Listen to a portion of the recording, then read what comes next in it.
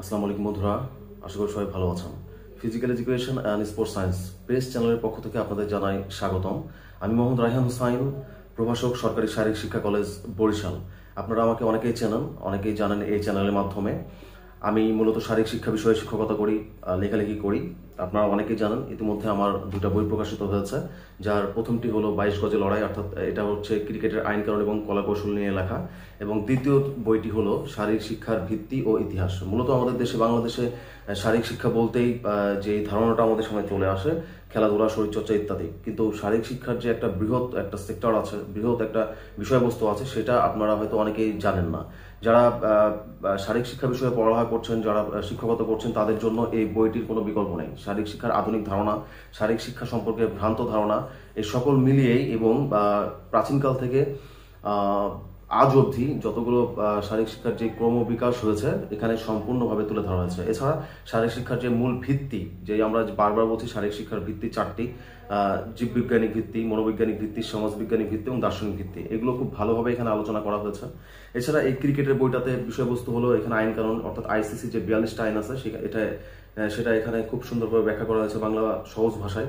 এবং সবচেয়ে গুরুত্বপূর্ণ বিষয় হলো যে এখানে টেকনিকগুলো, ক্রিকেটের টেকনিকগুলো, যে পার্টগুলো আছে, সেগুলো খুব সহজ ভাষায় এখানে তুলে ধরা হয়েছে। তো এই বইগুলো হয়তো অনেকে জানেন না, এই বইগুলোর বিষয়বস্তু সম্পর্কে না জানার কারণে হয়তো আগ্রহ সেভাবে দেখান না বা সংগ্রহ করেন না। আমার এই বই দুটো সারা দেশে খুব ভালো চলে এই কারণেই যে ক্রিকেটের আইন কানুন চাকরির ক্ষেত্রে কোনো বিকল্প নাই। আপনারা বিশেষ করে যারা শারীরিক শিক্ষায় পড়ালেখা করছেন, শারীরিক শিক্ষা বিষয়ে বিপিএড, এমপিএড, অনার্স, মাস্টার্স এবং আমাদের বিকেএসপিতে অলরেডি স্পোর্টস স্টাডিজে অনার্স চালু হয়েছে, আপনারা জানেন। এইসব বিষয়গুলোতে ক্রিকেটের কোনো বিকল্প নেই। এখানে আপনার ক্রিকেট সম্পর্কে প্রশ্ন থাকবেই। অন দ্য আদার হ্যান্ড, আপনারা দেখতে পান যে চাকরি পরীক্ষায়, বিভিন্ন চাকরি পরীক্ষায়, বিশেষ করে শারীরিক শিক্ষার শিক্ষক পদে ক্রিকেট থেকে প্রশ্ন থাকবেই, এতে কোনো বিকল্প নাই।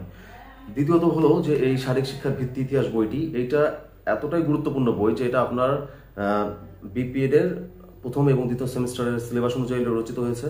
অনার্স, যারা শারীরিক শিক্ষা ক্রীড়া বিজ্ঞানে অনার্স করতেছে, তাদের প্রথম সেমিস্টারের প্রথম সাবজেক্টের পুরো সিলেবাসের যেই বিষয়বস্তু, সেটাও এখানে আছে। এছাড়া স্পোর্টস স্টাডিজের স্পোর্টসের হিস্ট্রি নিয়ে এখানে আছে।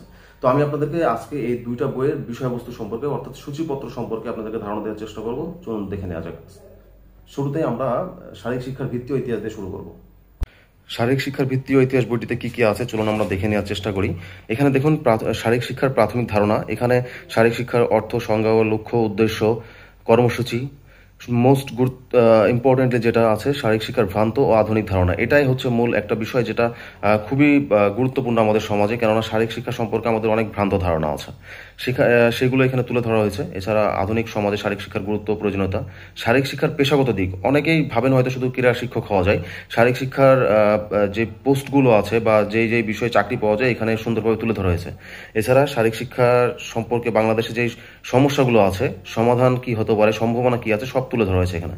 এছাড়া পরবর্তী দ্বিতীয়, তৃতীয় এবং চতুর্থ ও পঞ্চম অধ্যায় আপনারা দেখতে পাচ্ছেন যে শারীরিক শিক্ষার ভিত্তি চারটি আমাদের আছে।